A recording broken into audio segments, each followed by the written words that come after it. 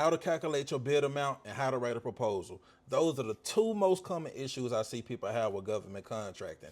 Everything else is really fairly easy. In this video, we're going to cover how to calculate your bid amount. We have three different strategies of figuring this out. You have your cost plus strategy, your market strategy, and your value strategy. Depending on whatever business or service that you provide is going to determine whatever strategy you're going to be using. Now, I believe that the cost plus strategy is going to fit most businesses. Now, I'm going to cover all three, but I'm going to start with cost plus. Cost plus is figuring out your cost and then plus your margin of profit. Now, your cost is going to be a mix of four variables all in one. And that's going to be your fixed cost, your variable cost, your direct cost, and your indirect cost. And I'm finna explain all four. Fixed costs are going to be business expenses that do not change with the level of production or sales. These are going to be things like your rent, your insurance, employee salaries, things of that nature. No matter how more or how less you work, these expenses are going to stay the same.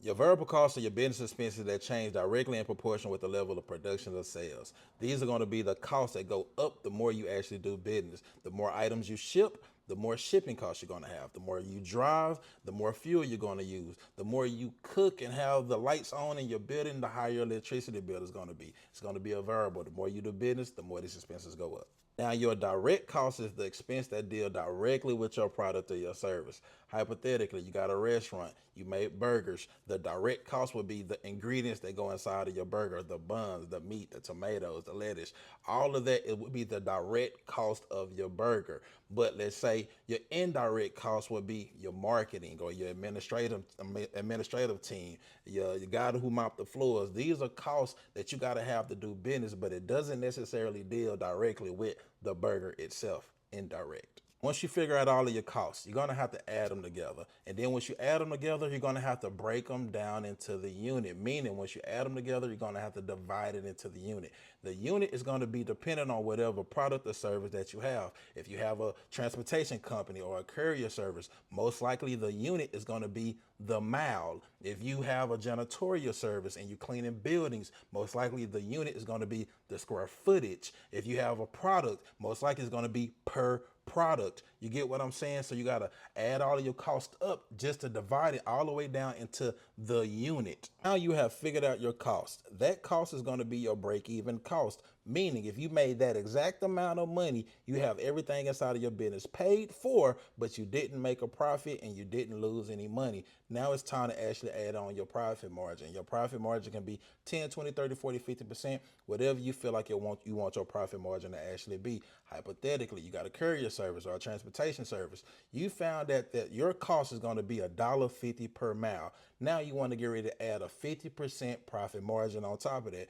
50% of $1.50 is going to be 75 cents. So if you add a 50% profit margin to that, that's going to bring the total up to $2.25 per mile. You know now that you actually figured out your cost or you covered your cost, and now you're actually making a profit of the 75 cent per mile. Now you have your market cost and your value cost. Both of these are going to be very easy to explain. Inside of your market cost, what you're going to be doing is you're going to be finding other businesses that have the exact same product or service that you have, and you're going to make your price an average of their price.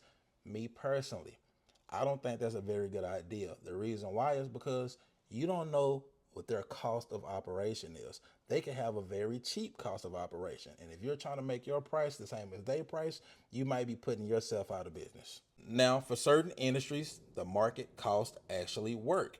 For instance, real estate. When they build a house, even though it might cost them $200,000 to build that house, if they put that house inside of an area where the houses are going to be valued at $400,000, now that house is going to be valued at $400,000 just because there's houses in that area with the similar comps. In that instance, it actually worked. Now, in the trucking industry, that market cost really isn't working. That's why if from Dallas to Houston, if that lane rate is $450, it might work for one company, but might not necessarily work for the other company because their expenses might be different. They might pay their drivers different. They might have different insurance. They might just have different costs in general.